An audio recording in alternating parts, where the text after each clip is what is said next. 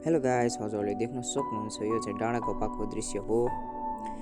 अहिले चाहिँ जङ्गल टिघारी चाहिँ काटेको छ हैन। अब एक्कासी जङ्गल काटिँदाखेरि त नराम्रो मतलब चेन्जेबल जस्तो लाग्दै रहेछ।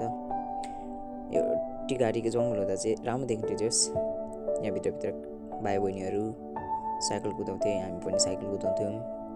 एक्कासी हराउँदाखेरि त काट्दाखेरि त कस्तो देखिँदो रहेछ गाइस। राम्रो लागिरहेछ गाइस, नराम्रो लागिरहेछ।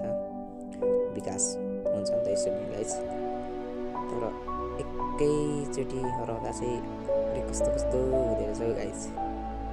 हेर्न सक्नुहुन्छ काटेको छ, अब लोड गरेर लानु बाँकी। हेर्न सक्नुहुन्छ ठुलो थियो टिघारीहरू।